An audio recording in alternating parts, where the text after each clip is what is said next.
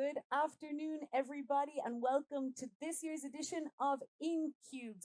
I am Liz Fleming, and I will be your host for this evening. I am delighted to be here to accompany you through the next 90 minutes to 2 hours of exciting content that we have prepared. So, welcome to InCubed 2020 online. InCubed is a platform to connect the scale up ecosystems of Spain and the US. It is founded in 2014. This is our sixth edition, and it is a joint initiative between five of the key players in the Spanish startup ecosystem: the US Embassy here in Madrid, Chambery Valley Association of Scale Up Entrepreneurs, South Summit, the global platform for accelerating innovation, Endeavor, the leading international program for high impact entrepreneurship, and the Venture City, a venture capital and acceleration firm supporting entrepreneurs on both sides of the Atlantic. InCube brings together three pillars of the ecosystem: innovators, investors, and institutions. We talk to representatives from Spain and also from the US to learn from each other, share best practices, explore opportunities for collaboration, and see what opportunities are out there today more than ever. We have an exciting program lined up for you. We're going to talk about stories from the trenches. We're going to talk to entrepreneurs who have been there, done it before, and lived to tell the tale. We will also have some insights into today's ecosystem in Spain. And of course, an amazing keynote from our wonderful speaker today, Jason Lemkin, who's founder and CEO of Saster and of EcoSign.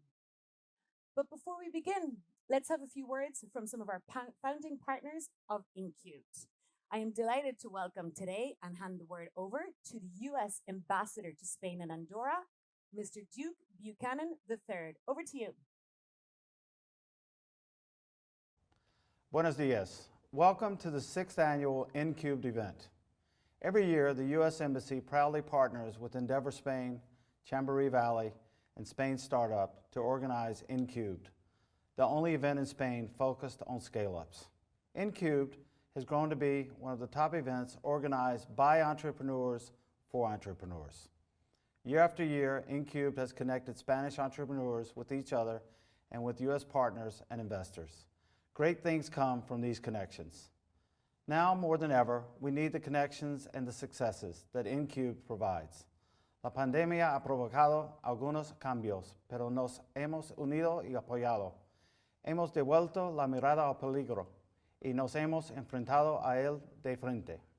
A lo hecho pecho, ahora somos más fuertes. If there's one thing we have learned this year, it is that we need to work together to respond to rapid and unexpected changes in our lives, to solve problems that we never dreamed of facing. As entrepreneurs, this is what you do for a living. You create, you innovate, you respond. Through InCubed, we connect the problem solvers, the entrepreneurs, the believers in change from Spain and the United States.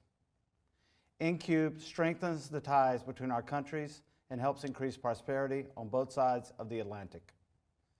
This moment presents an incredible opportunity because it's truly a transformational period in our lives. Both my wife and I started our own businesses, so we know the challenges and the opportunities that you face. Even our daughter carries on this legacy. She is inspiring young women from her generation to pursue careers in science and technology with her Let's Bots projects around Spain. As part of this project, underserved schoolgirls in Cádiz and in Fuenlabrada, along with dozens of teachers, learned to build and program robots. My daughter's goal was to spark a fire that will lead to a passion for science, technology, engineering, or mathematics. These experiences today could make these young women into leaders in STEM fields tomorrow. But we do not need to wait for tomorrow in order to meet today's challenges. We have the tools and knowledge now to keep our businesses, our countries, and our people moving forward. To dream big, to start new, innovative, and game-changing products. Everyone loves a good comeback story, and ours is being written now. Porque España y Estados Unidos somos socios, aliados y amigos. Porque juntos somos más fuertes. Como diría Rafa Nadal, vamos, Estados Unidos y España, la remontada, vamos a ganar. Let's show the world what we can accomplish together. Thank you, muchas gracias.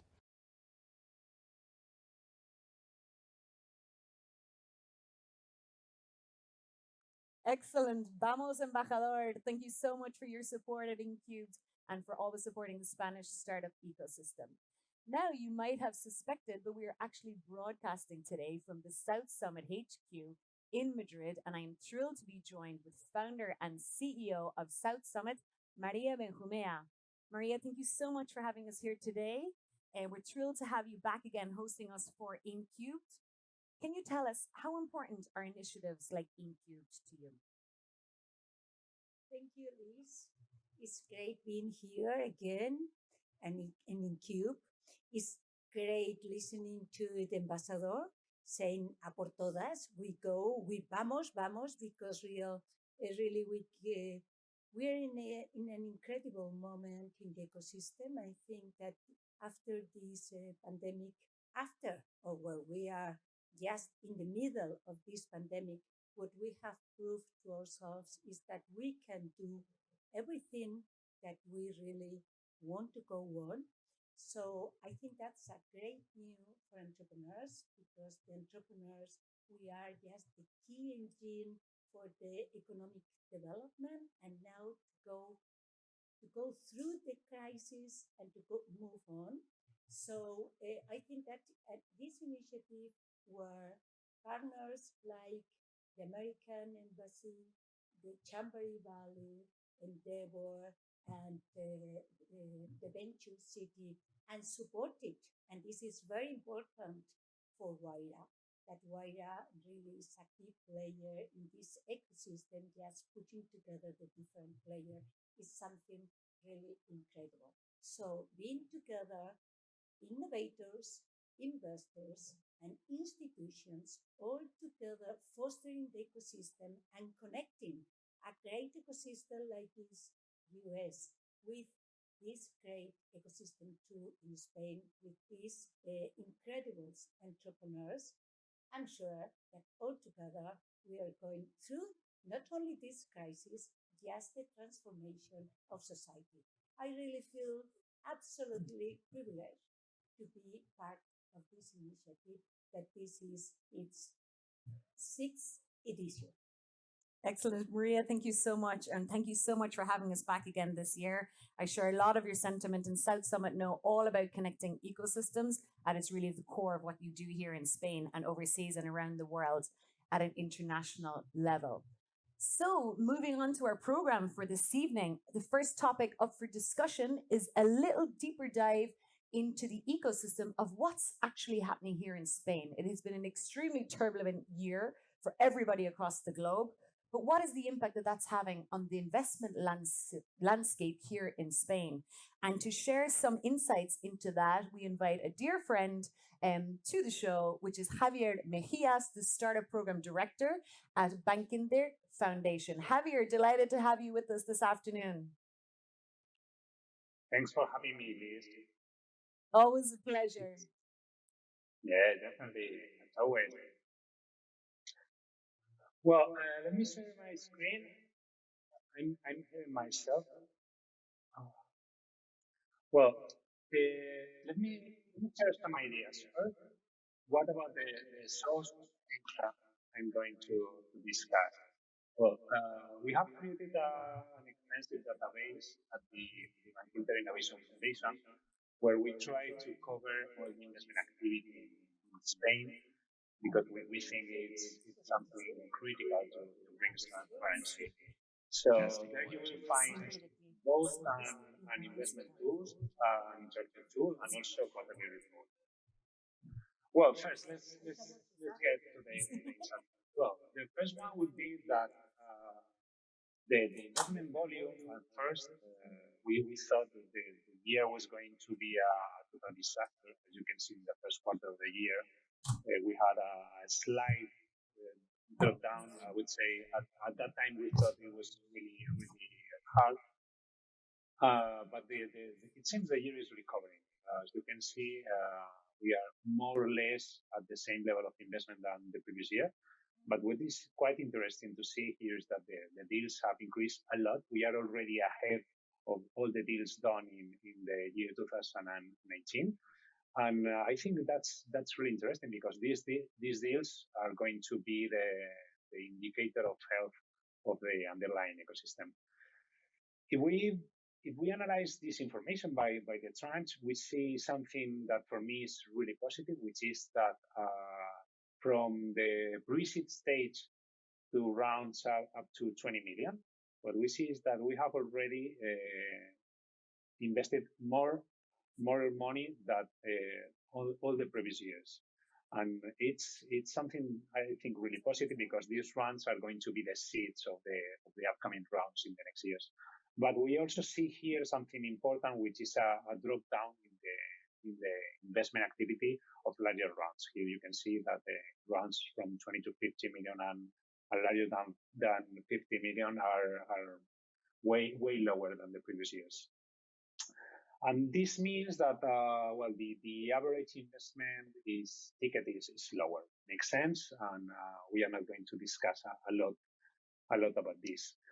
What I think it's also really positive is that you can see here in all the initial stages, seed, pre-seed, Series A, and Series B, we are seeing big increases. And this is something that it's going to be like a common theme across all the analysis we are going to do. If we analyze this information also by who is investing the money, we can see that, VCs seem to be investing less money, 22% less than the previous year, but they are doing 40% more deals. That has to do with the fact that the tickets are lower. But two interesting things. First one would be that the corporates finally seem to be picking up in Spain. It's usually quite difficult to convince those corporates to invest in startups, even though across Europe is something that is already happening. But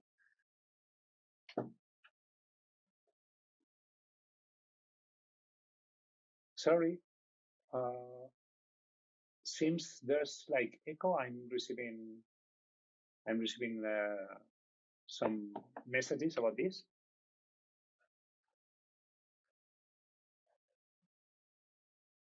Sorry, can you hear me? Yeah, sorry, Javier. Yes, we hear you loud and clear. Apologies for the background echo okay. noise. We're trying to solve that. Welcome to live events. Sorry. Apologies. Sorry, guys. Is that okay now? Okay. Yeah, perfect. I'm going to keep on. Okay. So I was discussing about the source of the funds. Well, as I'm already again hearing my echo, so it seems it's on your side. Okay. No, not anymore. Okay. So the other interesting thing is that crowdfunding sites seem to be finally picking up in Spain, and even though they are focused on the earlier runs, it seems they are growing like cloud. If we see this information by the source of the funds, we can see something interesting. Usually in Spain, we have seen that foreign investors accounted for, let's say, 15 to 20% of the deals, but they meant regarding the amount invested, like 50 to 60. It seems the weight of the foreign investors has gone down a bit, but it has to do probably with two facts. The first one would be that, as you may imagine, foreign investors usually invest in later stage rounds, as they are lower amount of rounds. You can see here that the investors are not doing so many deals.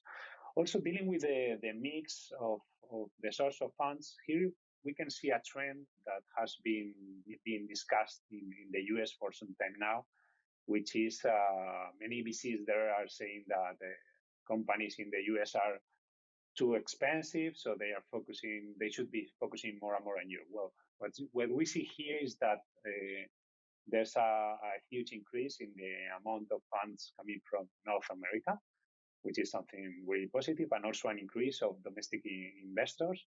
Well, as you probably know, there are lots of new funds here in Spain that are committed to investing in Spanish companies, and that's really, really positive.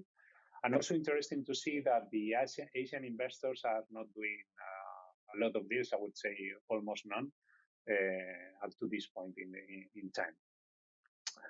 Well, if we can see the investment by location, you can see here two interesting things. The first one would be that Barcelona, which has been traditionally the number one hub in Spain, and still is the number one hub, but it's declining over the years. If we compare Barcelona investment this year to the previous one, it's lower by 22%. Madrid is more or less about the same amount, but we are seeing Valencia grow a lot. We'll discuss later about this growth. But what I think it's really interesting here is that we have seen a different mix. The investment in the two main hubs, Barcelona and Madrid, has gone down by 13%, but the investment in the rest of Spain has grown by almost the double, more than the double. And in my opinion, my theory is that it has to do with the fact that we VCs are taking more and more meetings via video conference, and that breaks the location dependence. We'll see if this trend settles. We discuss and see this by the industries. Well, usually, as you know, mobility and logistics has been the top industry in Spain with companies like Glovo and Cabify. And this year it still is the number one, but it's going by the investment volume like 50% less. It's normal as they are impacted by the COVID crisis. But fintech is the second one, closely to the first one, and it's something that we are seeing across Europe. Fintech is growing quite a lot. But what I think it's really interesting is to see the impact of COVID. Even though the volume invested in health and well-being is not that high, we can see here that by the number of deals, it's not only the record of deals until now in this year, but also the record of deals in health and well-being investment operations in Spain for the last 3 years. And of course, as you may imagine, gaming and entertainment and education are growing a lot. And travel and tourism has been bigly impacted by the pandemic. But even though there are right now lots of operations being done there. Well, this is the top 10 deals closed in Spain by now. I'm not going to spend much time here. But as you can see, we have two big brands, one Glovo and the other one Flywire, a company with base in Valencia. But the fact is that there are only three main rounds that are larger than 50 million. Finally, dealing with the exit activity, what we investors care, well, probably all of you know that the Idealista was the highest in the history of Spain, and probably has been one of the largest in Europe so far. But it's not only about Idealista. As you can see, we are almost close to 2,000 millions in exit this year. And the other interesting fact is that we are growing a lot in the number of exits done. So very positive, the trend here. We will see if this consolidates, but it seems to be the case. And final remarks.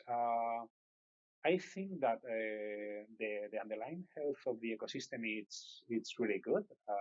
Even though we have not closed yet enough larger rounds, we are seeing more and more Series A and Series B rounds, which are going to be the seeds of the Spanish investment activity in the upcoming years. So I'm quite positive about this fact, and also about the fact that even amid the pandemic, most entrepreneurs and startup founders have found a way to turn upside down their business models and grow, which is everything is about. Thanks a lot. Here you can see my contact details and the URL of this Startup Observatory, and of course I will be more than delighted to share with you if this presentation if you need it. Thanks a lot.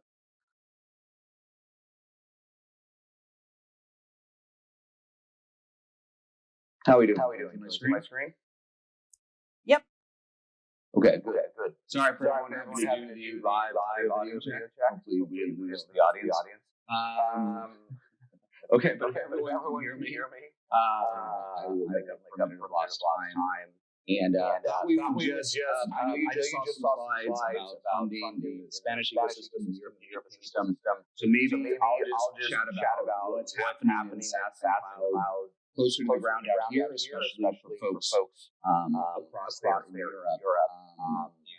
So the quick title, a little bit short, and then we'll do more Q&A. Is conquering the US and more after a global pandemic. So I know there was an intro just quickly about me, SaaSer. Thank you for everyone who read our content over the last 8 years. Jason, can you just pop your slides in full screen, please, and we'll have a better look at them. Okay, but it creates some tech issues when we do that. But okay.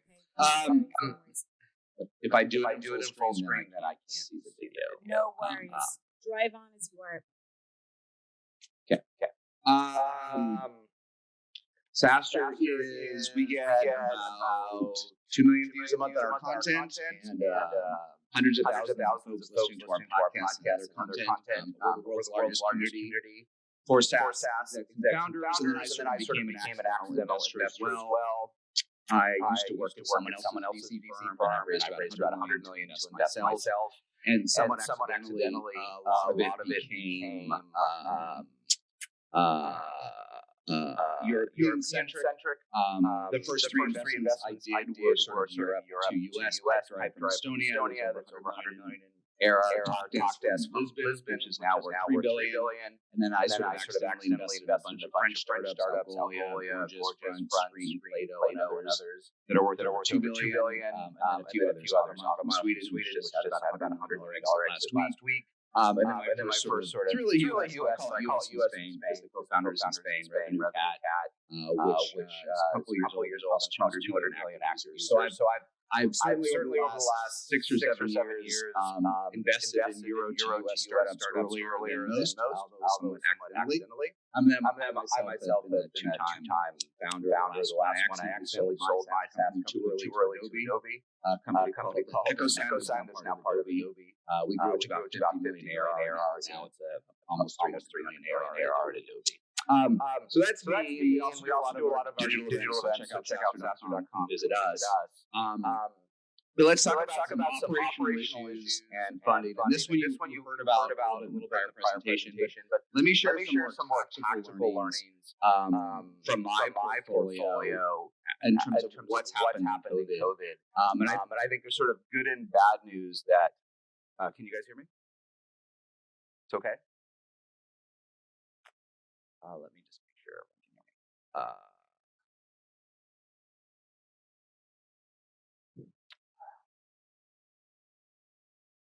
Can everybody hear me? I apologize. Can people hear me?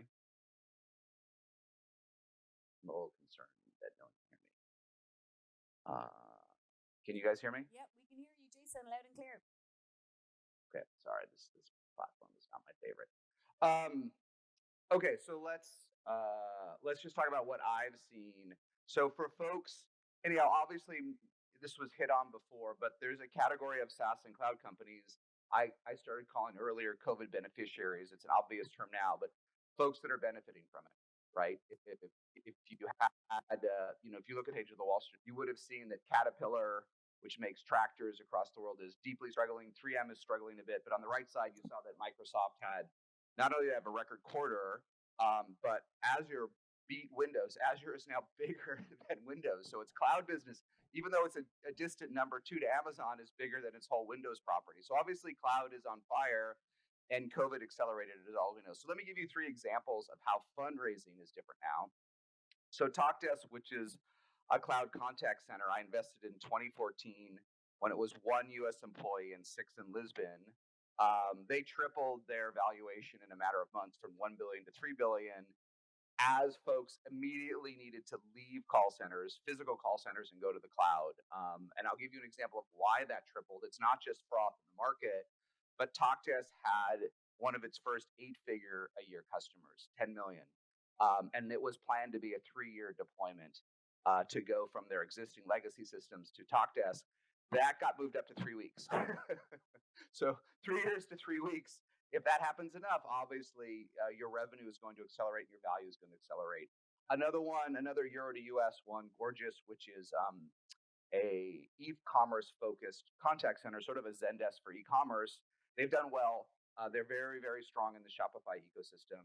And they were worth about 90 million before COVID, and now they're worth 300 million because of the acceleration in e-commerce. And what's interesting for both of these is that these deals happened virtually. They happened over Zoom. TalkDesk got several term sheets in 2 weeks at 3 billion. Gorgeous got 4 term sheets in less than a week from top VCs. And none of these meetings happened in person whatsoever. And then the third one, and let me tie together the point, the third one just from this Euro portfolio, Revenue Cat, with Miguel, the Spanish co-founder, right after COVID hit, they began to see some acceleration as mobile took off, mobile apps. And Revenue Cat helps you develop, helps you manage billing on mobile apps. It's the leading app to do that. They power 4 of the top 10 apps on the App Store. They raised 18 million in 3 days from Index, and this was my aha moment without ever meeting in 3 days. So what's happening here? Like, these are incredible deals. These are COVID beneficiaries. These are Euro to US, at least in part, companies getting a benefit. But importantly, and others may tell different stories, but for my group, the last point's important. All of these companies were known before. In some cases, the investors had met the folks physically before. If not, they had tracked the company for a long time and had a chance to get to know them. I have not yet seen in my portfolio huge investments going into companies that the VCs had no awareness of before March, before COVID hit. And to put differently, I think as you saw in the prior presentation, venture money is flooding into cloud. It's flooding, but it's flooding into known companies, either later stage deals or early stage deals where folks were able to meet the founders before COVID hit. But that's obviously going to continue to change. So I put it at the top. What do I see in VC funding and SaaS? It's clearly on fire. I mean, these deals happen in days, and VCs are taking more risk than ever. But it's really mostly, at least as I see it, benefiting you if you're hot and known. So find a way to be that. The second point I just thought I would touch on 3 that I think about a lot and I think is especially important for folks in Spain and Europe is, does the Bay Area exist? Does it exist? At Sapster, we have an office in downtown San Francisco in the design district. And also we have one in Palo Alto, a small office, and San Francisco is just empty. I mean, there's nobody there. There's very little COVID here because of it compared to the rest of the US, but it's empty. I don't think San Francisco exists as a tech center today. In fact, we've moved to Palo Alto just because it's cleaner and safer. And we have these small little pod offices where everyone has their own little office. And I did a little survey of my portfolio, which is yes, it has a European element to it, but it's still very Bay Area centric. The average portfolio company I have now, 20% of the teams in the Bay Area versus 70% before. So while many of the founders are often still here, people have been hiring, people have been growing. Many companies, startups have tripled since COVID hit, and they're not hiring folks in San Francisco. They're hiring folks wherever. So the longer this goes on, and the longer we're all distributed companies, the less SF is going to matter. But a few counterpoints on that I'm thinking about. The second one is VCs haven't left. Certainly, there is a generational split, I would say, in the Bay Area. Older VCs, and I put older folks that have kids, nobody's left. They may have moved to Lake Tahoe for a little while for a break. And who knows, I guess if skiing opens up, they'll hit their fancy homes for the winter if they can get there. But all the VCs are here. They're all still here, although the younger generation has dispersed, as have many folks, non-founders on teams. And importantly, but since the VCs are here and they're not going anywhere, and don't forget, 75% of the CEOs in their headquarters are here. Salesforce is here, Twilio here. And at the right, you can see a analysis I did on Sapster a little while ago. You can find it. What percent of leading cloud companies, leading SaaS companies are in the Bay Area? And obviously plenty aren't. You can build an Adyen, you can build a Shopify, you can build a great SaaS company, especially when focused on SMBs anywhere. But the reality is 80% of the market cap's in the Bay Area. So if you want to, when we come out of COVID, if you want to meet with the CEOs, if you want to build those relationships, if you want to have serendipity and bump into people, likely the Bay Area, at least at the top, at least at the CEO level, is still going to be important. But will it be important below that? It's an open question. And I wanted to highlight 2 things, though, that are radically different in terms of the Bay Area still exists for SaaS and cloud. The fourth point is so transformational, which is that VCs don't care if you're here anymore. Now, that used to be true after 10 million. I remember when Excel invested into Atlassian from Australia. It's like, well, it doesn't matter. They're at 40 million in ARR. It doesn't matter if it's harder to build a SaaS or cloud company from Australia. They're at 40 million ARR, growing 100% a year. Who cares? And Excel did a whole run of those types of investments outside of the Bay Area that were already at scale. Who cares? Who cares if it's harder to hire a VP of sales or VP of marketing if you've already hit liftoff? It doesn't matter. But notwithstanding the rush of capital to Europe over the last couple of years, notwithstanding the rush of capital across the globe, I would say the majority of VCs still care. They still would prefer if you were in the SF area. It's the truth, but they don't. No one cares anymore.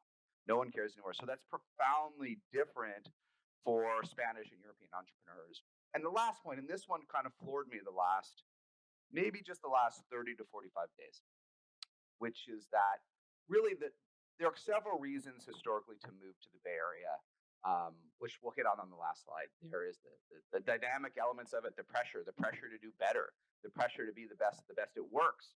Being around the best of the best makes you better. It's frankly the number one reason to still come to the Bay Area, even during COVID.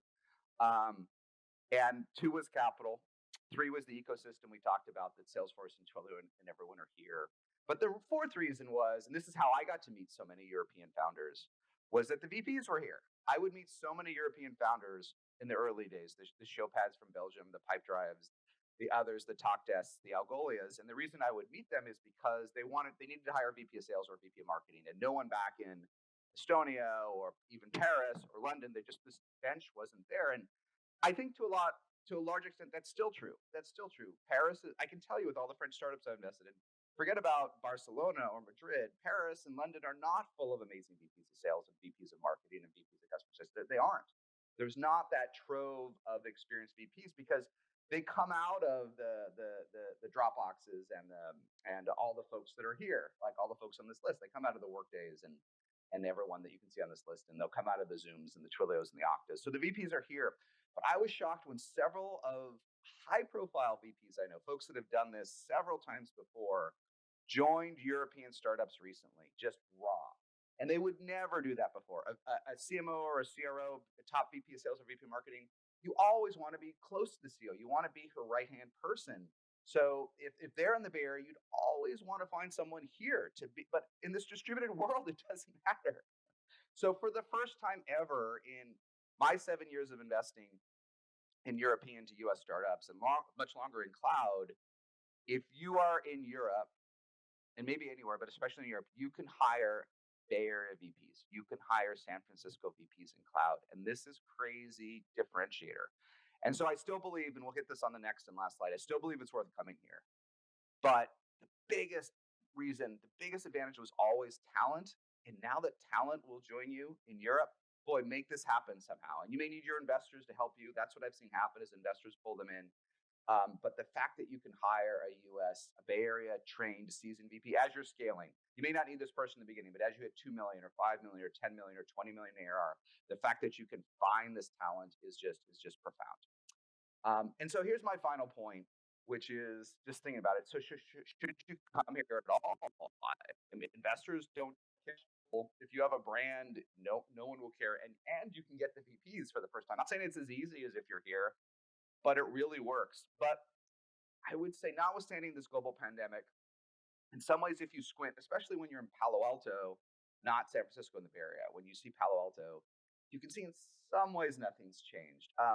Just 2 nights ago, I was walking in downtown Palo Alto near our office, and I was at a fancy restaurant outdoors, and the entire partnership of a venture fund was having dinner together. All of them, a well-known venture fund. They were all together.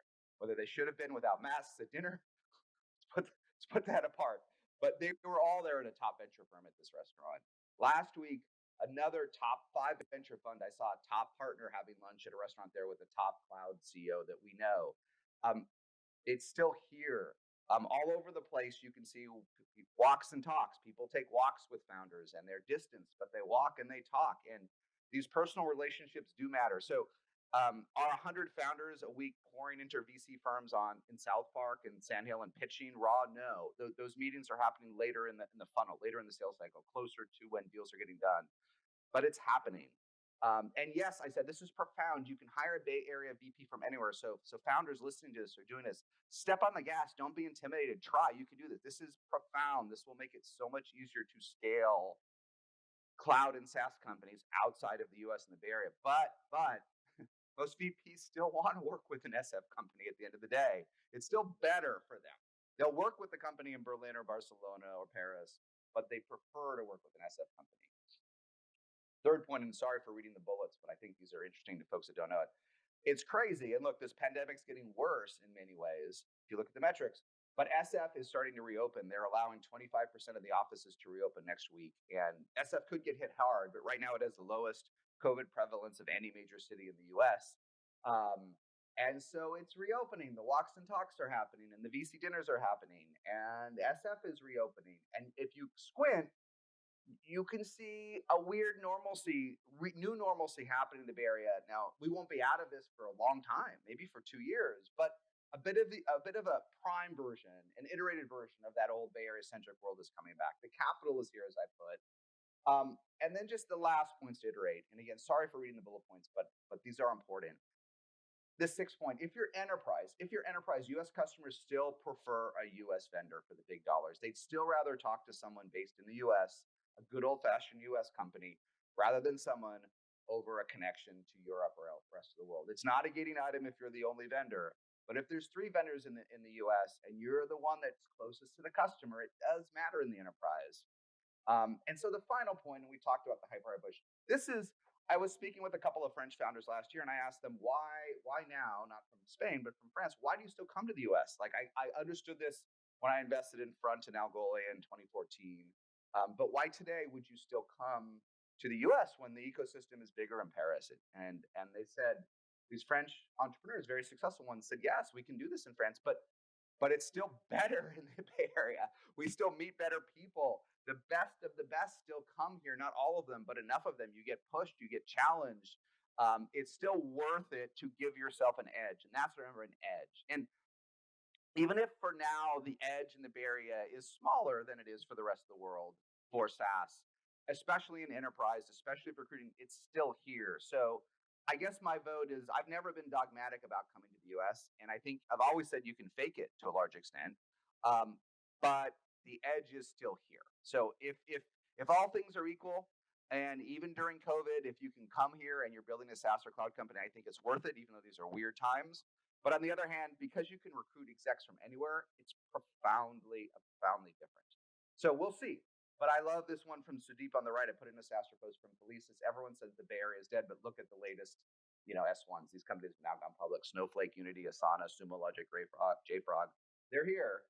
So, that edge is still here. So I think that's what I had. Say hi to me. I'm sorry about the tech issues. They're at least 70% my fault. I'm on Twitter at JasonLK, SaaStr.com. And if everything's working well, or I'll switch, we'll kind of do our deep dive from here. Wonderful. Just checking if you can hear me. Everybody, can you hear me, Jason? Well, at least we can do that. So let's check briefly. We can also be heard by everybody outside. Just very briefly. Can you tell us if we are being heard properly? Because I'm going to start apologizing to Jason. I want everybody to hear that. I think it'll be fine. Okay, so then let's get started. So, Jason, first of all, I'm really sorry for the technical glitches. They are 0% your fault. Actually, I found it a webcasting startup like a few, maybe, I know, no thing. Something that webcasting started like 15 years ago, and this is still an issue. So, I think Zoom is going to really kill it. So yeah. And I have to say, Zoom is going to kill it's going to win everything, I feel, right? So I want to say, I'm pretty nervous today because I feel like a groupie with his rock and roll star. It's like, oh my goodness, I get to be with Jason in the same room. Sometimes I even feel like you are inside my head, right? That you are tweeting exactly what I'm thinking about for the last, 15 years. It's almost magical. But then I understood the same happens with so many other people, so I'm not the only one. So that's the trick, isn't it? That's the secret. Exactly. And so first of all, I would like to thank Darren so much, Jason. It's just amazing. I'm trying to think how you do it. I mean, how you're able to write all this while running a fund, while running the company, while everything else. So first of all, I mean, how are you able to find the time to talk about such interesting topics all the time? Well, if you want actually the real lesson that's helpful for, I mean, it's we all have learned for founders, for executives, content marketing is important, right? Content marketing is it's an important source of leads for most cloud and marketing companies. And if you look at a lot of folks, they do content marketing wrong. They hire an agency to write blog posts for them. They start a podcast that 4 people listen to. They do we have 700 people registered for it. They do a digital event that no one comes to. My obvious learning for content marketing, yet founders do it wrong, as do VPs of marketing, is do what's easy and do what you're passionate about, right? It sounds silly, but people do this wrong.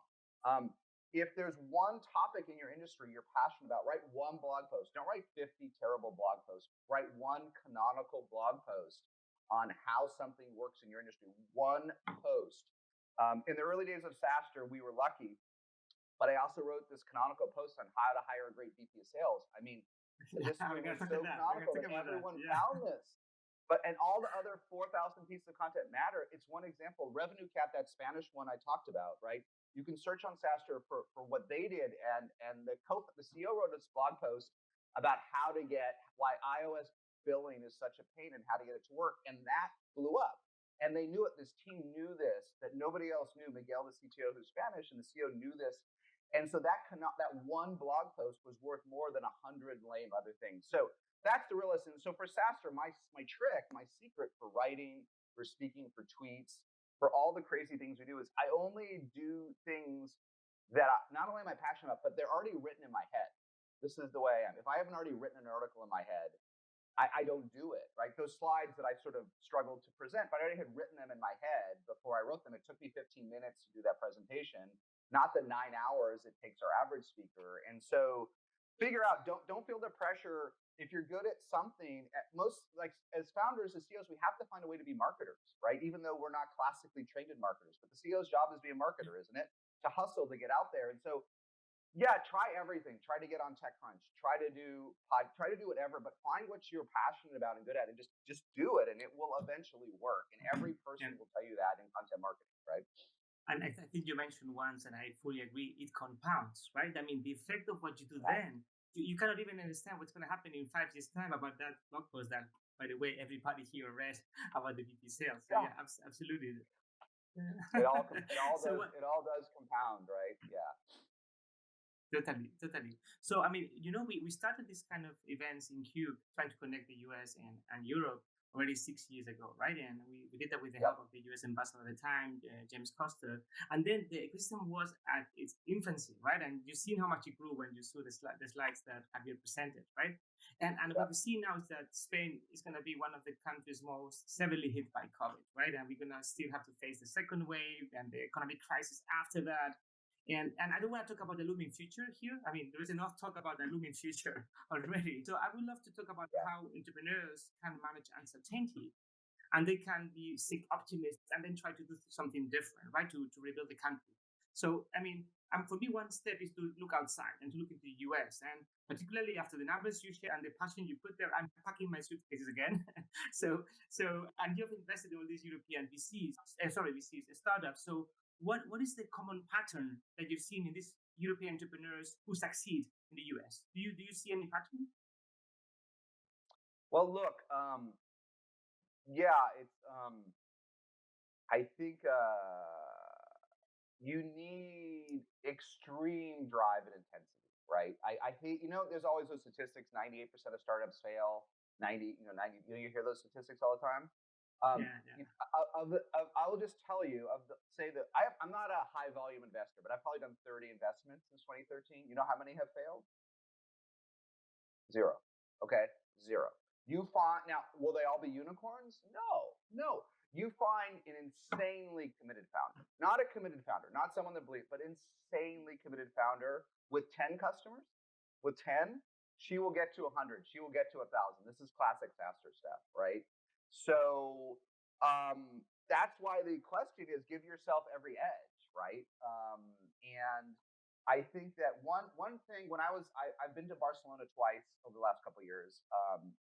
I went for a Point Nine Capital event, which was great, and met with a whole bunch of cloud founders, and then another. And we had a team retreat, and I was sitting.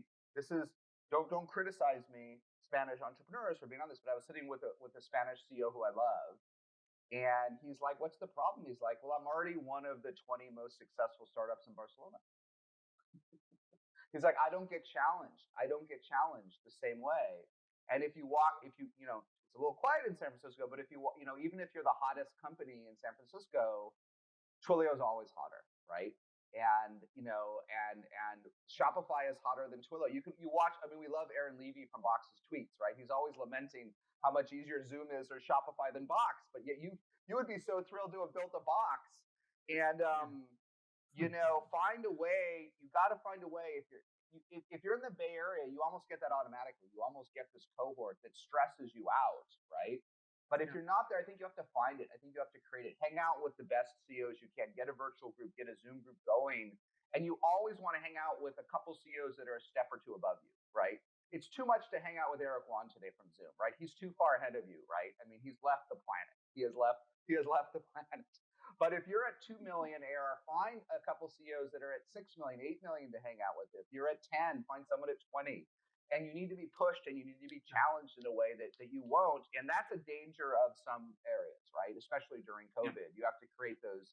And everyone has to find a group of mentors, a group of other CEOs or VPs to push them and challenge them. And you will do better if you do that.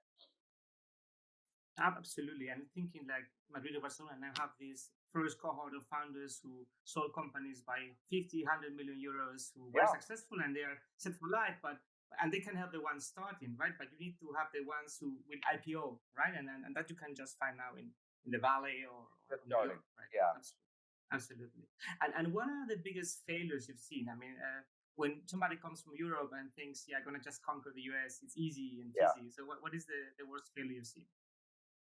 Well, I'll tell you the second worst failure first, and I'll tell you the worst failure. The second worst failure I see, which is not kill the startup. It never kills a startup, but which sets them back a year.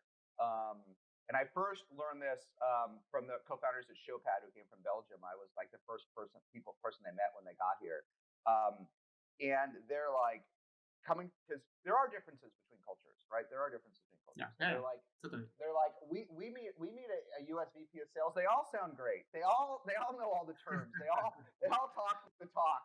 And like all the first VPs we hired were terrible because they all talked. They all said the things we wanted to hear, but none of them. So they had trouble differentiating between talk the talk. And I see so many folks from outside the Bay Area. They'll come and they'll hire someone completely on logo. Oh, she worked at Twilio. She worked at Salesforce. She worked at Box. And we all do it. Even folks that are bred in the Bay Area. We all love brands, right? We're all attracted to brands. But the further you are away from this culture, that you over-index on that brand and you hire that person from. And listen, I love everything about Twilio. I love Jeff Lawson. I love the company. But this is a company at $2 billion in revenue.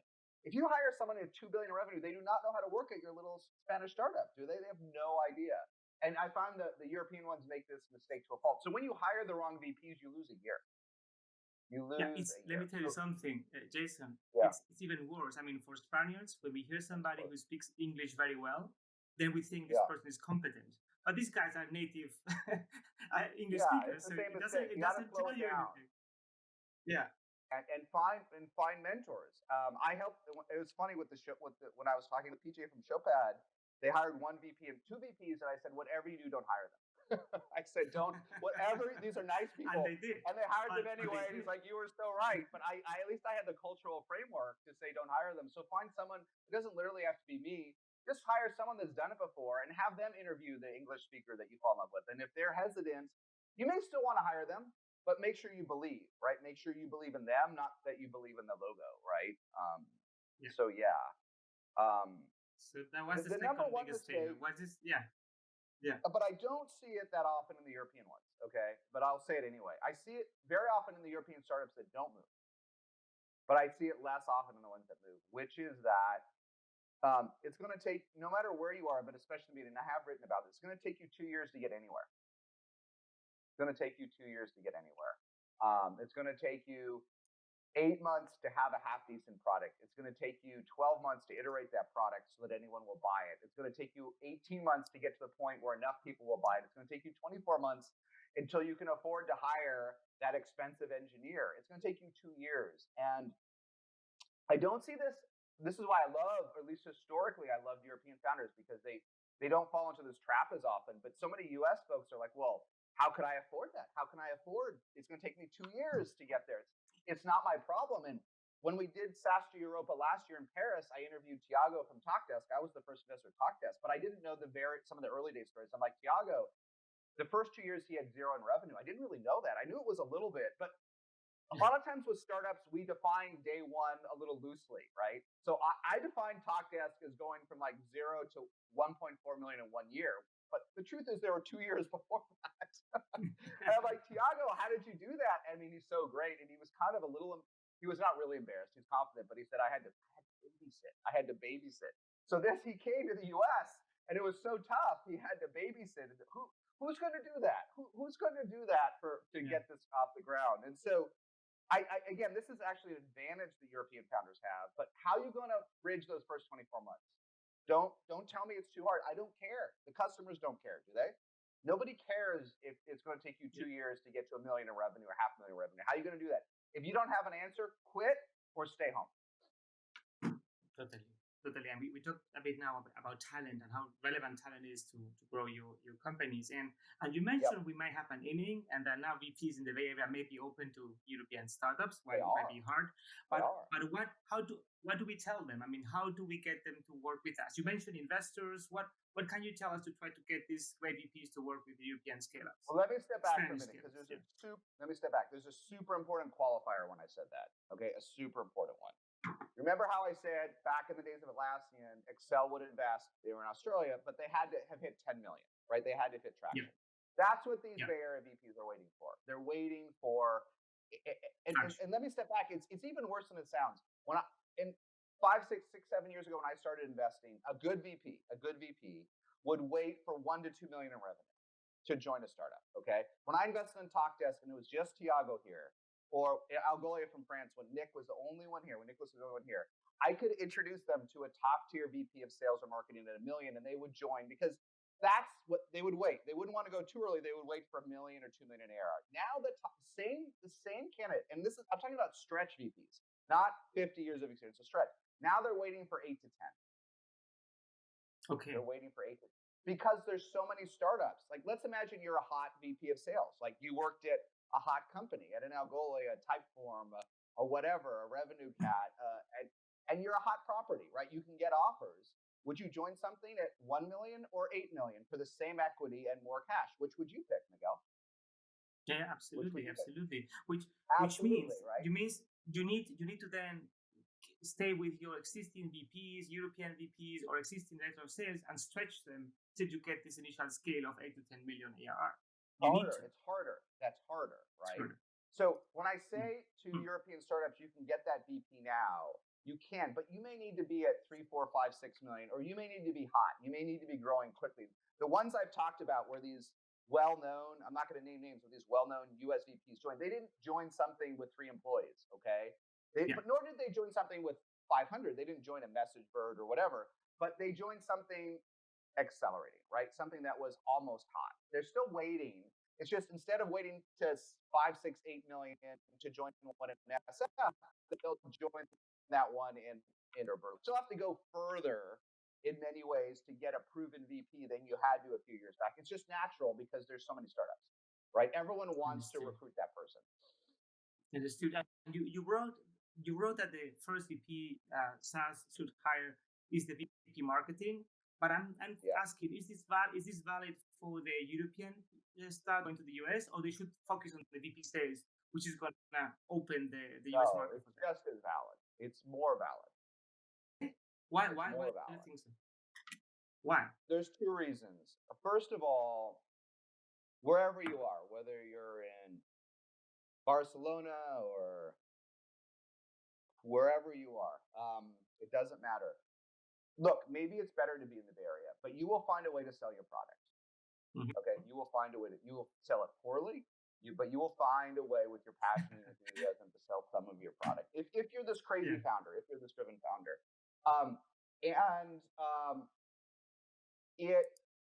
and then when you find a way, then you will find a way to get two people to help you. One person and two people help you. You may have to train them. Like my learning from 2 visits to Barcelona is a lot of folks hire very entry-level salespeople. Okay, right or wrong. Okay, and they do that in the US too, but it's especially true in Barcelona. They'll hire someone that's 21, 22, and of course you have to train them. I mean, good God, you've got to train them.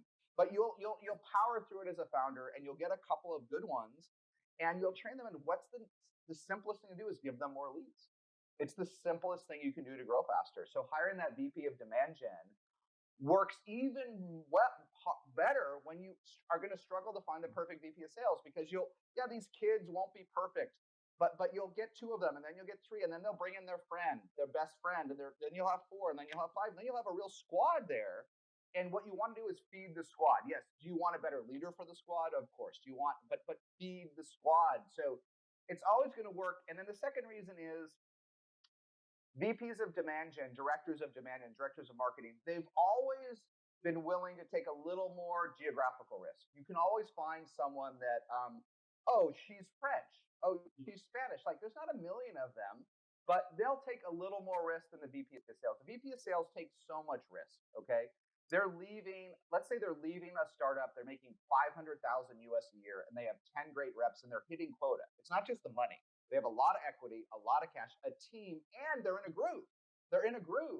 What happens if you leave that deal for a startup? Okay, well, even if they claim they're going to pay you 500, you have to build it's bonus. You have to build your way. Your base might be 150. Boy, that's a lot of risk. My equity starts over again.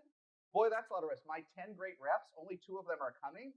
Oh my God. And then this product might be harder than my last job. So it's super risky. But a VP of marketing, he or she might say, you know what? I always loved, even during the pandemic, I always loved Barcelona. So I'm not moving, Miguel, but I'll take that job. So it is easier to recruit that hire earlier, and they will work better with a raw team than the VP of sales. So it's even more true distributed. Like, find that person. I got stuck with the I'm not moving that you mentioned, and I want to put this in your own body and head, is that we would love to be able to lure the likes of Jason Lenkin to Spain to live. I mean, our quality of life, as you know, is super high. Is there anything that we can do ecosystem to bring the Jasons to Madrid, Barcelona, to Spain to live here? What do you think? Is it impossible? I think it's harder now. Here's what I think. Because of the pandemic. The pandemic makes it harder for you. You think because of the cloud. Here's what the thing is. Listen, I've been to Barcelona twice in the last 2 years. I love it. If there were no COVID or it was a COVID bubble, I'd probably go now, even though it gets a little cold in the winter. I do love Barcelona. But the thing is, unicorns became decacorns. Unicorns became decacorns in COVID. Shopify was worth what, 20 billion before COVID? It's worth 120 billion today. Zoom IPO'd at 4 billion. It's worth 140 billion today. Yeah. We are all seeking gold. Like, as founders, it's not all about the money. It is not, or you can't be a great founder. But we're still seeking gold. Those unicorns became decacorns. Why in your right mind would you want to leave the gold rush of California? This is a gold rush of cloud today. A gold rush of cloud. Okay. When I wrote that talk, that Portugal investment memo video on our YouTube channel, Talkdesk and Saster, you'll see that when I wrote the investment memo in 2014, I said Talkdesk is an amazing company, but the most it could ever be worth is 150 million. The most. Today it's worth 3 billion, and it will be worth 10 billion in the next 24 months. Why would you leave? Now, these people will say, like, the taxes are going to be so bad in California next year. These taxes are going to go through the roof because of our deficits, and I mean, it's terrible. Yeah. And some people will leave for these reasons, but there's gold in these hills. There's gold. There's gold here. I mean, there's so many unicorns. Why would you leave? Why would you go to Spain? No, you want to be here. Even though San Francisco's empty, even though we've all flattened and become distributed, you got to be where the gold is, don't you? It's So very, in a very way, like it would interesting. be easier, Yeah. as strange as it sounds, it would have been easier to go to Paris or Barcelona a few years ago before cloud went into overdrive, right? Um, so that's my thesis. Others may differ, but every VC that has been in cloud for 5 years, in SaaS or cloud for 5 years, is now a genius. They're a genius. But They're a genius. So wait, why, unless Jason. you're retiring, you think you're such a genius. Jason, it's a very good point, and it's for me the finishing point for this amazing conversation. I mean, everybody in hindsight is a genius. What's going to happen in the next 5 years? Are you optimistic or pessimistic about the future in cloud or anything SaaS or technology? What do you think about the next 5 years? Well, it's interesting. I don't know. I think if you think about cloud penetration, and there's different segments, but we've obviously gone through a cyclical change that was so much more powerful than we ever envisioned, right? The cyclical change to cloud, right? But if you look and you say, hey, if you look at the Gartner numbers and you say, hey, we're about 20% cloud penetrated, okay, whatever the number is, it could be 15, it could be 25. Still huge. As that crosses 50 or 60%, the growth is going to slow down. Now, the numbers will continue to be epic. The numbers at AWS and Microsoft and Snowflake, the numbers will be great. But at some point, as you cross 50, 60%, 70% market share, the growth slows down, doesn't it? So this switch to cloud, this the Azure, AWS, this Snowflake thing, it has to end in 4 to 5 years because it's done, right? It's played out. But it doesn't mean that the second order effects, the nest effects, don't happen, right? So is this maybe the 1.0 cloud transition ends in 4 to 5 years because of market transition, but the app revolution has another 5+ years in it, and 10 years is enough for us, right? We don't need to see too much further than that. We can build billion-dollar companies in 10 years, but I think like the transition to cloud can't last forever, can it? It has to finish. Yeah, but there will be something else, which is, as you said, already being cooked as we speak, right? So, Jason, I mean, we are all of it. Yeah, we are running out of time, and I would just take the last minute to really thank you. You first fulfilled one of my dreams, which is being able to have a conversation with you. Check, so that's amazing. And the second dream I have is that we get to have you in Spain soon, in person, once the pandemic is over. We can invite you for lunch, and we can discuss this longer and in person. So I would really love to thank you for the really great insights. Wish you best of luck. I don't feel you're gonna need much luck, but nonetheless, and stay safe. Stay safe, mate. All right, thanks everybody. If there were questions we didn't get to them, I'll get them later and we'll follow up. All right, thanks everyone. Sorry for the IT hiccups at the beginning.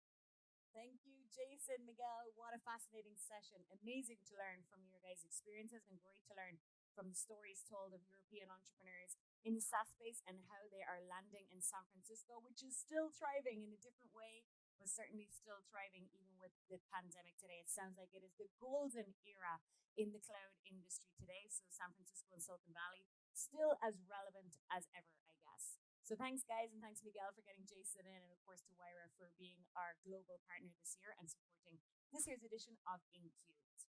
So our next topic, we're going to continue in a core area of interest for InCubed, which is about the scaling stage of companies. InCubed is really targeted and focused on the scale-up stage of the entrepreneur companies who have already founded, established, maybe hit that product market fit, expanding their teams, expanding internationally, and are now at the scale-up stage. Our next panel are a group of entrepreneurs and investors with vast experience in scaling up their companies, both in Spain and, of course, in the US, the two key ecosystems that we're connecting here today at InCubed. So it is a great pleasure. I get to introduce Laura, Ignacio, and Jonathan. Are you there, guys? Thank you so much for being with us today. Thank you, Liz. Hello, everybody. Hi, guys. Great to see you. Thank you for connecting at this year's edition of InCubed.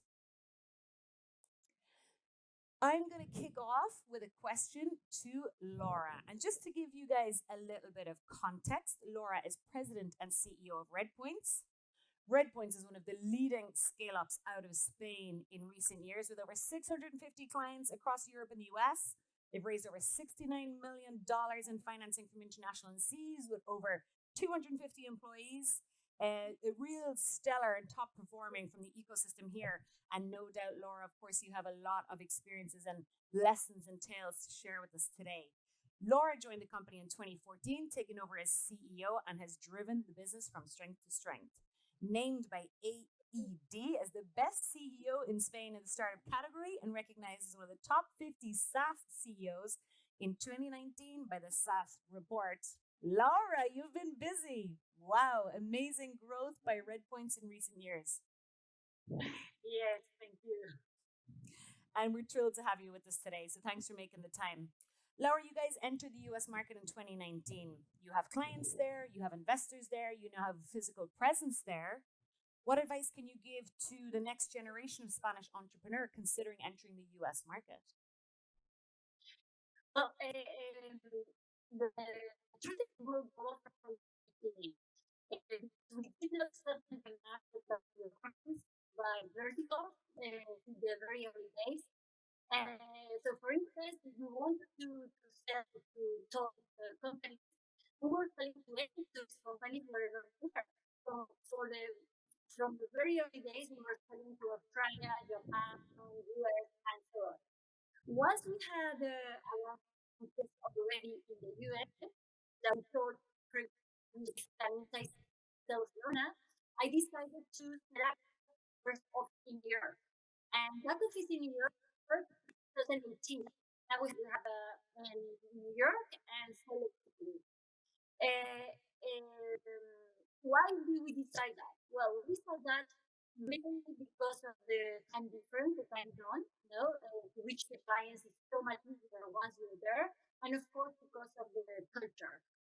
You were asking what are the advices and I will give to Spanish entrepreneurs, and for me the main advice will be to country. If you really want to US, well, first to very careful out that US is really your market, but if it is the market you want to address, you have to bet on the market. Many Spanish startups, they start only with one person, two people. I really have to start with him. And be ready to do a lot of iterations because when you enter a country such as US, where we were listening to Jason, there's so much competition for talent that I get the talent.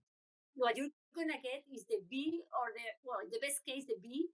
You're probably gonna get the C talent when you enter the U. So you're gonna need to do missions to make a team there. So be ready to bet and be ready to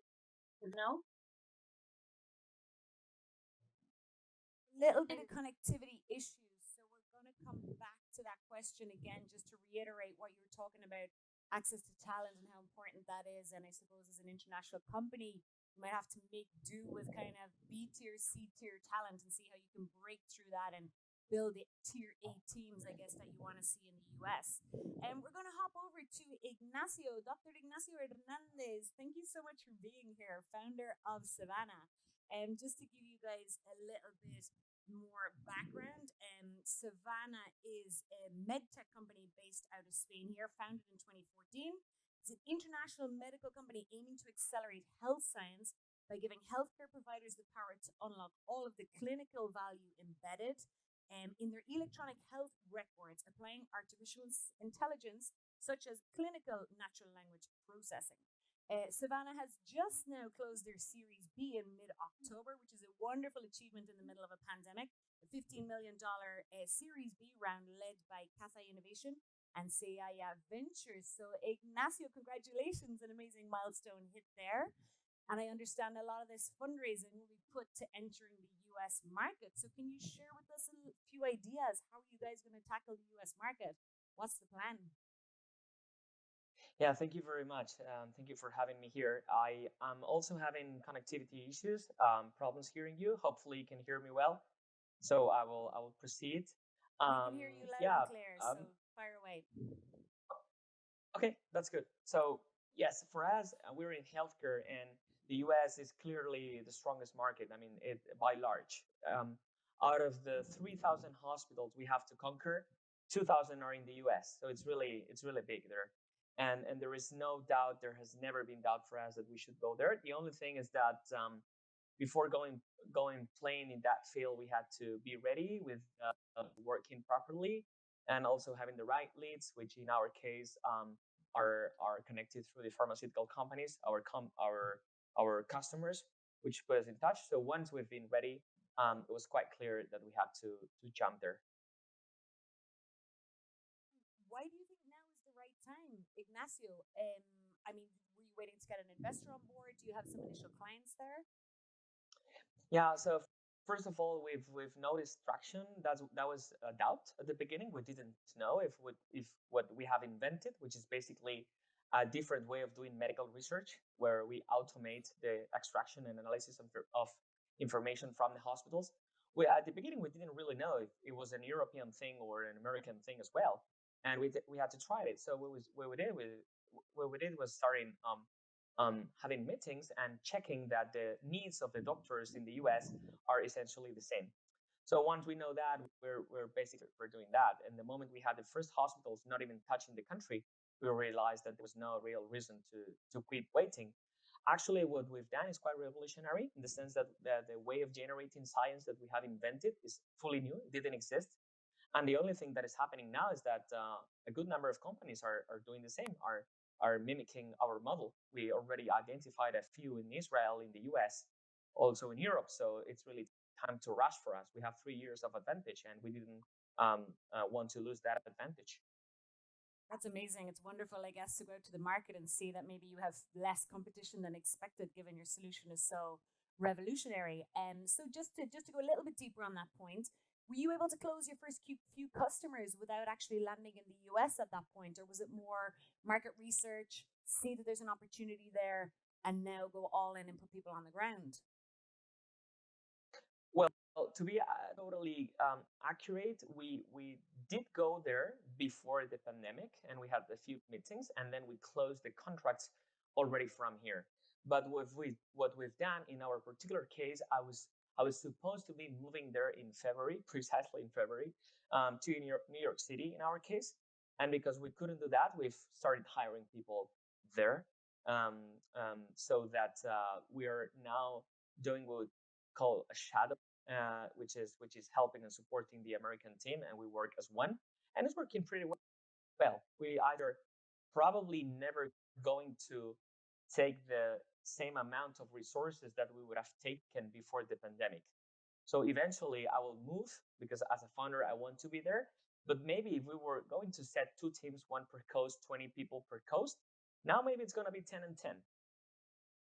Excellent. Interesting to see how companies are adapting their strategies, obviously, to the current situation. Nice to see that you guys have essentially done a hybrid model in terms of entering the market. So well done and very best of luck with it. And we'll dive in a little bit later afterwards. But I want to hop over to Jonathan. Jonathan, welcome to InQ 2020. Thank you for being here. Of course. You are founder and investment director of Expert Dojo. I believe this is one of those active accelerators, if not the most active accelerator in Los Angeles, an international accelerator that invests across the US, but also around the world, expecting up to 100 investments this year. Amazing achievement. So congratulations. I believe you might even have one in Spain. So tell us, Jonathan, what is your experience when you're looking at international companies?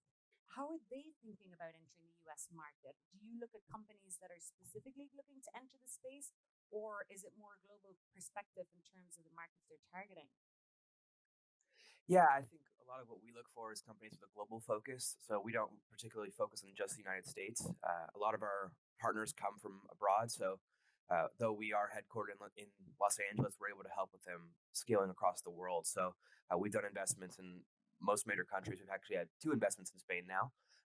So we're very active there. Our founder's actually from Spain originally. So that's why we've had a couple companies there. But really, the big thing we see when they're trying to break into the US market, we've seen on the B2B side, it tends to be a little easier for a lot of them just because they're able to build some early relationships especially if they have some U.S. investors in there, and they're really able to get those partnerships going early. The B2C side tends to be a little trickier just because the culture is just a little bit different. But in the U.S. is so big, there's different cultures in different parts of the U.S., so it's hard to really like. California is different than New York is, and then you go to like the southern United States, it's way different than the rest of it too. So it's really different in finding those different markets within the United States, just because it is so large and it's so diverse across the entire spectrum too. Wow. So, what would be some of the common mistakes, I guess, that you see maybe companies coming into the US for the first time that aren't necessarily familiar with these nuances? What are some common mistakes you guys see? I think a lot of people try to do it abroad too much and don't really focus on. I think it's really important to have people in the United States and that know the market well enough to do that. Whereas if you're just running remotely and trying to get things over there, it might take too long. We've had a couple companies we've worked with.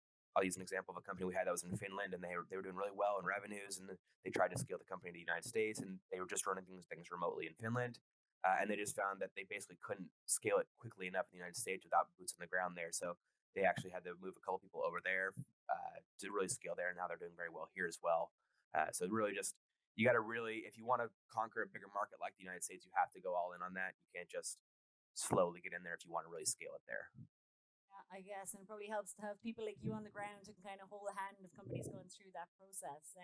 I love the way you can see as well with accelerated programs and wider entrepreneurial platforms with broad portfolios.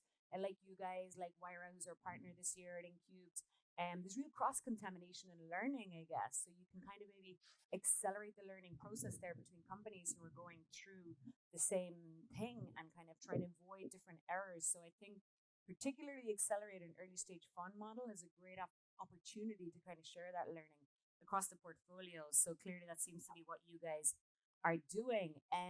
Laura, I'm going to jump back to you because we had a little bit of disturbance earlier on in the connection that I believe we have resolved. You were talking, Laura, about actually building out your team in the US. So as I mentioned earlier, you guys entered the market remotely in 2019. You closed an investor there, and now you actually have presence and an office and people on the ground in the US. You were talking about getting access to the right talent and maybe having to settle for a C level or a B level as opposed to an A level hire, maybe being an international company with less of a local reputation. How are you guys tackling that issue? Did it take some time? Are you now getting the key A level hires you're looking for in the US? Maybe talk us a little bit through that process. Yeah, sure. So I can't agree more with Jonathan. Because it's true. I mean, if you want to conquer the United States, what I was explaining or trying to explain before when I had that connection is that you have to bet, and it's not enough that you go there with one person, with two people. No, you have to build from the beginning a full team. So yes, at the beginning you're no one over there, and of course if you have an American investor, it helps a lot because there's network, but still, no, the competition for the talent is huge in the United States. So at the beginning, you just have to go and try to get the best, but be ready to fire really fast and to let go very fast. While you are making yourself a name, while your sales are you're increasing and you're growing your sales over there, because we really went there in 2018, 2 years ago, and when we had sold like 30 clients remotely, and since then we've grown there like now we have 2 years later about 350 clients, no, are only in the US. I mean enterprise clients. So what you have to do there is, of course, build your network. And once you build your network, bring good people that bring more good people. I mean, the secret is that the good people bring more good people. And of course, be ready to pay the check, no? Be ready to pay, because one of the other problems is that as European companies, we're used to much lower salaries than in US, especially in Spain, no? And then you go there and sometimes you don't meet the requirements. So it doesn't only require when you go there to be good at hiring talent and be ready to do iterations on the team, but also be ready to do a big investment in the country. No? Of course, it helps a lot if you're a good company and you show world-class metrics and world in class KPIs. No, and if you grow like 100% yearly, like we've been doing. Wow, that's really impressive growth, Lara. That you've kind of tenfold, I guess, is the growth in clients from 30 to over 350 Yes, in the US market in that's 2 years. So that's pretty commendable. And just on brief reflection, you've obviously learned a lot in this process. You've done it very successfully. Any thinkings or advice for entrepreneurs? Anything you wish you knew then that you know now, having gone through that experience that you can share with the InCube community? well, I've done a master's landing in US now, but it's very important. One of the things that also Jonathan was saying about the culture, the American culture and the European culture is quite different. Maybe sometimes when it comes to negotiation, no. So even hiring this talent, no, or even selling to the client. So you really need to have the people there that knows how to do it, how to talk to clients, how to talk to employees. Since the very beginning, that's another thing that I didn't mention. We had an HR director over there, a US HR director. That because, as I say, it's very important to talk their talk, no.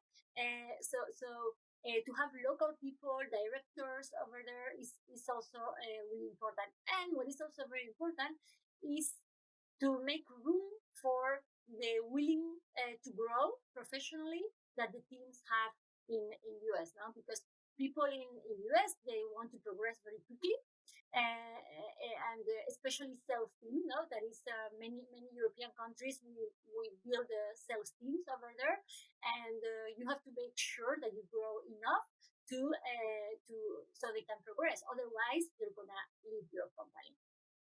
Well, it's interesting to hear, of course, about the cultural nuances, I guess, and how we can adapt there. Interesting tip on hiring a local HR director. Jason Lemkin earlier was talking about the challenges in hiring a VP, and Miguel Aris is mentioning, well, to a Spaniard, anyone kind of speaking really good English sounds competent, but might not be the case. So I guess local HR professionals as well can help you navigate through some of that. So really interesting point. And just to open up to the floor to any of you guys, Ignacio, Jonathan, Laura, what do you think? There's obviously a lot of obstacles that European companies and Spanish companies have to get over to do well in the US market, let's say. But what do you think are some of the advantages that international companies have, maybe alongside their US counterparts? Ignacio, you mentioned that you were happy to find that your solution was kind of innovative enough to compete, but what other advantages do you guys think international companies actually have to be able to compete in the US market? Well, if I have to speak in general, we all know how this works with the salaries of the programmers and how different they are between the US and Europe. And maybe the fact that we are in Madrid is helping us attracting a lot of talent that probably if we were in Silicon Valley or in Boston, it would be impossible to attract. And mostly because we're something with a good mission. From a human point, it's easier a bit for us to attract talent combined with the possibilities that Spain offers as a way of living. And more specifically in my field, because it's all very related to science and to prestige and all these things among the doctors. The European doctors are very well considered around the world, and so when we show up, there's really not a difference. I mean, compared to technology, where it's much more difficult for companies coming from Europe to prove that they're as good as some of the technology you can find there. In sciences, it doesn't work like that. It's really a worldwide network, and a good scientist in Madrid or in London can be as good as one in New York or in California. So it's really quite smooth, let's say, the process for us. Mm-hmm. Any other comments, guys? Yeah, Laura. Oh yeah. Okay. So I think that for us European countries, I mean countries are companies. Now we are kind of sexy for investors all over the world. So one of the things is that some years ago there were not American investors looking at us, but now if you're able to show world-class KPIs and the potential of the market and a good team, you're very attractive for investors. So many American investors are going to bet on European countries, European companies, sorry, companies that they may want to address the US market now or not. It's not necessary as long as you prove how big you can make your company. So that is another advantage that we have now, the European companies, that we are in the radar of American investors too. And they're willing to help us now go to the US market. While some years ago, it was more difficult for us. That's an interesting point, Laura, because actually this has been reflected a little earlier in the afternoon by Javier Mejias, who's looking at the investment landscape, particularly in Spain. And we've seen that there's been more US investment in Spain in 2020 than there actually had been in 2019 or 2018, which shows that there's appetite for that, which is amazing. Jonathan, you might comment on that. I think gone are the days where and in portfolio company had to be an hour away, right? Typically, 10, 15 years ago, an hour drive or an hour flight is about as far as a VC partner would go. But you guys are also seeing a different story. What's your kind of direct experience in that front? Yeah, I mean, I think COVID's actually changed a lot of the way the investors think now. I think the world has actually become a lot smaller since COVID happened. I mean, everyone's working from their own house now. Everyone's working from their bedroom, wherever. So I think it's really opened up to the fact that we can really be anywhere and still be connected together. So we have companies all around the world, and we speak to them almost every day still, because it's not hard to speak with somebody on COVID.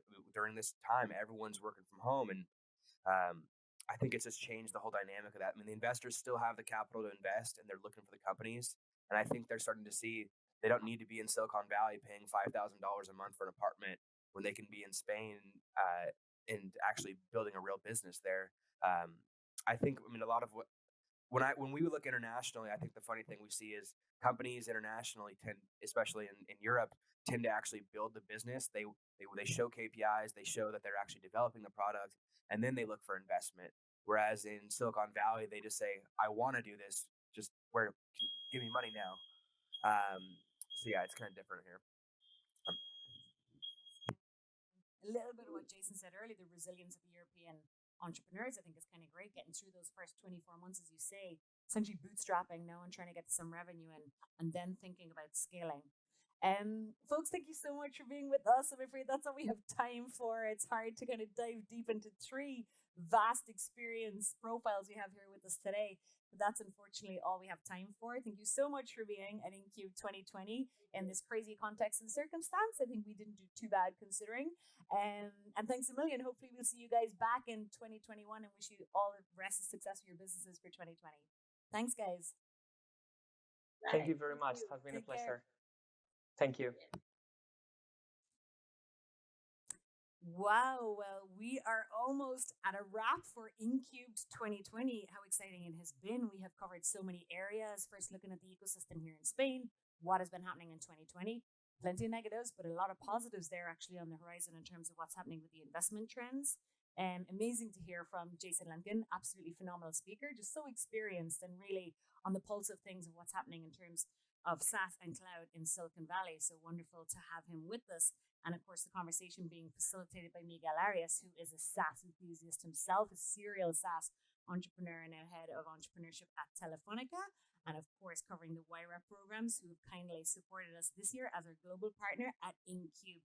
So we are almost finished, but I am now going to move just a few short words from three more of the founding partners of InCubed. So as I mentioned, and as you all know, InCubed is a collaboration between the US Embassy in Madrid, Chambéry Valley Association of Scale-Up Entrepreneurs, Endeavor, the International High Impact Entrepreneurship Program, the Venture City, a venture and acceleration fund based both in Madrid and in Miami, and of course, South Summit, the global international platform for fostering innovation and building the international entrepreneurial ecosystem. So right now, to close out, delighted to invite three friends to take the stage, our virtual stage, in Ander Michelena, who is founder of All Iron Ventures and previously founder of Tickebiz, who sold out to eBay.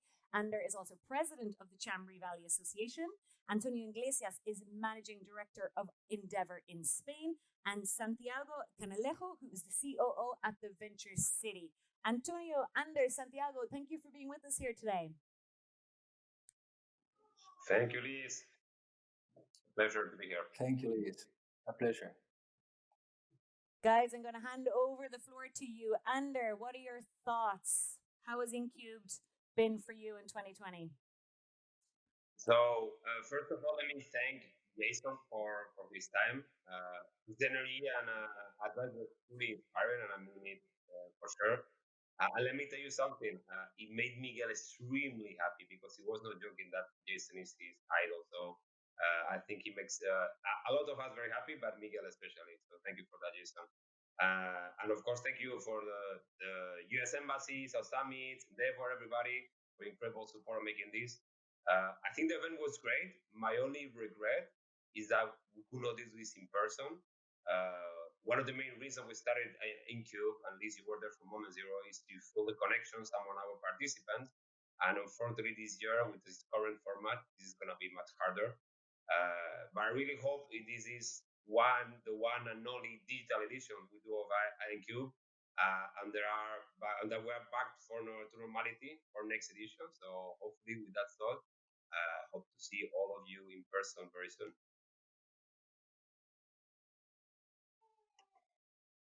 What are your thoughts? Hey, thank you, Ander, and thank you, Liz. So you guys can hear me, right? We are. So Endeavor's founder, Linda Rottenberg, she likes to say that when economies turn down, entrepreneurs turn up. This is definitely a time where economies are turning down, and entrepreneurs are more important than ever, right? In this time of global turmoil, we need global solutions, and innovation ecosystems around the world need to be connected and build on each other's, right, on each other's progress. And so having companies that are able to reach scale is more important than ever.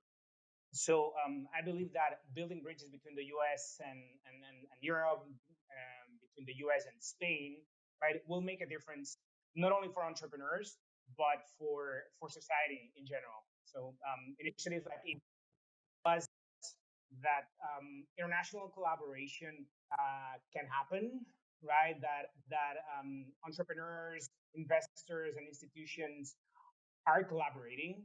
And I think it's particularly relevant that this year, a year where we're not being able to see each other in person, InCube is still happening, right? It shows that willingness to collaborate in the ecosystem. So my thoughts, I really hope that the example of people like Jason, Nacho, or Laura will serve as inspiration for some of the entrepreneurs in the audience, and will hopefully pave the way for a brighter future. At Endeavor, we're very optimistic about the future, in fact, right? Because we know what entrepreneurs are capable of, and we know that there are many players in the ecosystem that are willing to collaborate with these entrepreneurs, right? And I think the six organizers of this event are a really good example of that, right? So obviously, I'd like to thank the US Embassy, South Summit, the Venture City, Tamari Valley, and WIDA for making InCube viable and for making it happen once more this year. And hopefully we'll be able to do this in person next year. So thank you, guys. Thank you, Antonio. Santiago from the Venture City, thanks for being here with us. What are your thoughts? Thank you, Liz. Thank you for inviting us again this year. Thanks for the American Embassy in Madrid and the rest of the organizers, the panelists, the audience, and Maria, of course, for inviting us again. I couldn't agree more with the rest of the person that participated, also the organizers. I think the proposal that you are putting into the table makes a lot of sense. Our company, the Venture City, has a very tight relation with this event because we basically share not only common objectives, but we see huge opportunities in these relations between the US and the Spanish companies. No, the good thing in our experience, even though we've been in this business for 3 years, the good thing is that we've been able to validate this thesis, no, that there's really opportunities. And in just 3 years, we've been investing and helping in more than 70 different startups where 2/3 of those are companies that are either from the US or Spanish companies. No? And it's true that we face a lot of challenges and there's a lot of uncertainty. And as Antonio, Jason, and the rest of the panelists were addressing, this is not going to be easy, but we believe from the Venture City that we have two things that puts us in a better position than other sectors. We have the entrepreneurs and we have the technology. You know, the entrepreneurs, they bring these new ideas, the new visions, the determination, the talent, no, that is present now everywhere. No, they bring resilience and they bring commitment, and these things are more important than ever to build good companies. No, and then we have technology that we know that is more accessible and affordable than ever. So we're able to do these events online and, for instance, get a lot of insights that we would do with our physical presence. No, we would love to be present next year. We're gonna be ready to do that. I hope that you invite us again, and I hope that we can still build this kind of bridges among the US and the Spanish entrepreneurs, investors, institutions, everybody here to make this a great success as it's been until now. So thank you again for inviting us this year. Santiago, thank you. Antonio, Santiago, thank you so much. And we'll definitely have you back for next year's edition of InCubed. Folks, that's a wrap from us at our home makeshift studio in the South Summit HQ here in Madrid. Huge apologies for any of the technical difficulties, and thank you so much for sticking through and bearing with us this year's virtual edition. As a lot of people have spoken already, we'd love to see each other face to face next year. Let's see how things are, but we'll continue to drive forward, move on, and innovate to make sure that things get done. So that's a wrap from here at InCubed 2020. We hope you have some tangible learnings to take home about how to scale up your business. Entrepreneurs turn up when economies turn down. I adore that, Antonio, from your founder, Linda Rottenberg. That is an amazing quote, and I think super relevant, of course, today. And we'll just leave you with that one. So that's all from us. Thank you so much from here at the South Summit Studio. Take care, and we'll see you at InCubed 2021. Thank you.